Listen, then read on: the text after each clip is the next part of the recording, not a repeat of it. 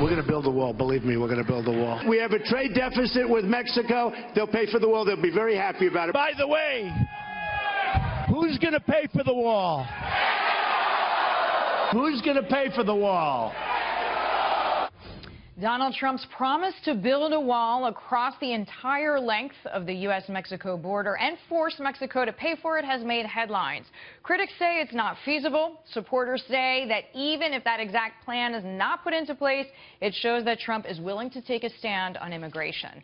With me now from Tucson, Arizona, is the National Border Patrol Council Local Union President, Art Del Cueto. Art, welcome. We're glad to have you.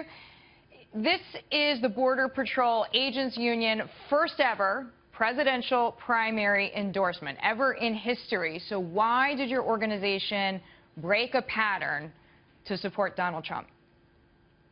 You know, representing the organization, we believe these are different times than before. These are stressful times for our agents and for our organization.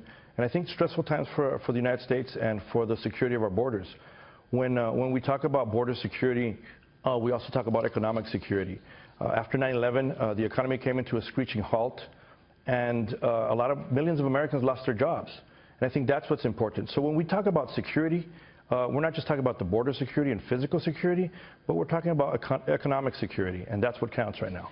So we know your organization represents about 17,000 of U.S. border agents. You are in the trenches, you are working hard, but since you are on national TV right now, what would you like to tell people, primary voters, for example, in Wisconsin, about Donald Trump? Because right now he is slipping in those polls against Senator Cruz. You know, we deal with different types of aspects, and border security, and a lot comes through, obviously, our southern border. But they're not just staying in states within the southern border. They're going into our communities, into all of America, to include Wisconsin. Donald Trump reached out to us, and he showed us that he was serious about border security. He came and asked for advice from the experts. He broke the mold and not just went to the administration, but he actually came to people that are experts in border security, and I think that means a lot, and that should mean a lot to the American public. All right. Well, we wanted your opinion on it, so I thank you for that. I want to ask you, on the heels of an international tragedy, the devastating Easter bombing in Pakistan. It killed more than 70 people, more than dozens of children. And a new report from the National Border Patrol Council says arrests of Pakistanis have skyrocketed in the U.S. this year. So in the first 5 months of 2016, there have been 79 arrests compared to 57 of last year. So do you worry that terrorists will try to get through the Mexico-U.S. border? You know, that's a huge concern that not only I worry about, but I think it's a concern that all America should be worried about.